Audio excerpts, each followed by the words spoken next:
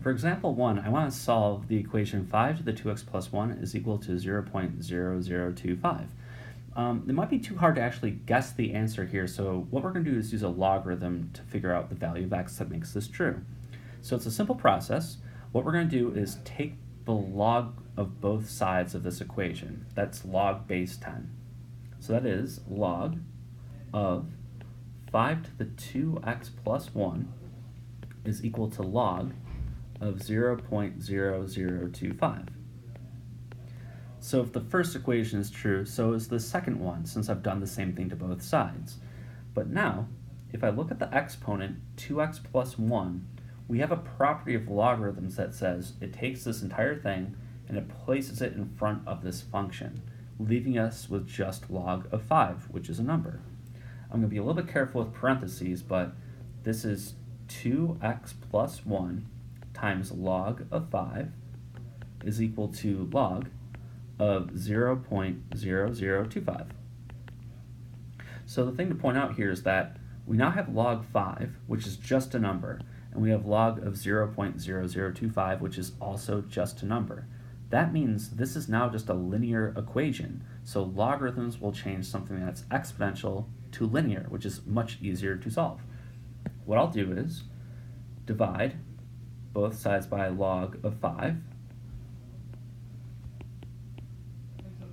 and I have 2x plus 1 is equal to, I'll write it as log of 0.0025 divided by log of 5.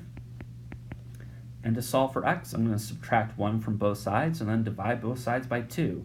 So my answer is going to look kind of messy, but I can plug that into a calculator to get a decimal for it. So that is, I'm going to subtract 1 from both sides.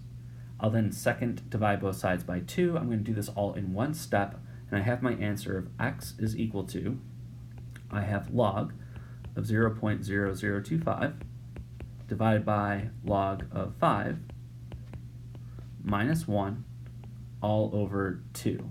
So it's a mess, but this whole thing is my final answer. I'm going to type that into my calculator to get maybe a few decimals for this, see what it's equal to. So that's log 0.0025 divided by log of 5 minus 1 divided by 2. The answer that I have is x is approximately equal to negative 2 I'll go out 2 places to 36. It could have taken a while to guess this answer, but with this process here, we can get an exact solution. So this whole thing is the exact value, but then using a calculator, you can go out to a couple of decimal places to get a rough approximation of the answer.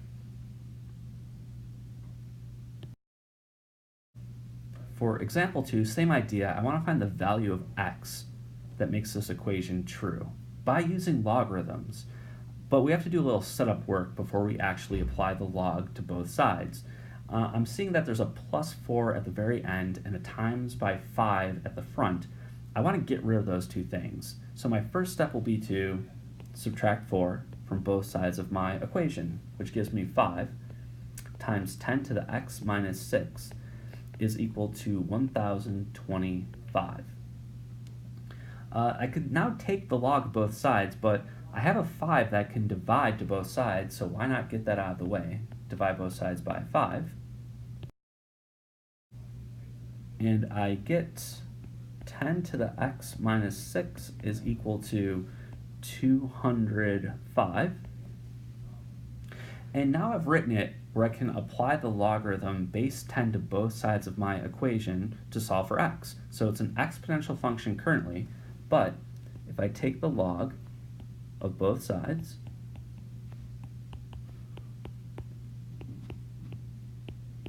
on the left side, this x minus 6 I can bring down to the front of the function and write it as x minus 6. I have log 10, and then I have log of 205. Now I could divide log of 10 to both sides, but just to point something out, log of 10, what is that equal to? Well, technically this is base 10. So 10 to what power is equal to 10? It's just 1. You can actually check that in your calculator. Log of 10 should just be equal to 1. So this whole thing here, I can just not write it. In fact, I don't even need the parentheses around x minus 6. I'm just going to write x minus 6 is equal to log of 205. So to get my final answer, I'm going to add 6 to both sides. And here it is. This is the value of x that solves the original equation. So this is an exact value.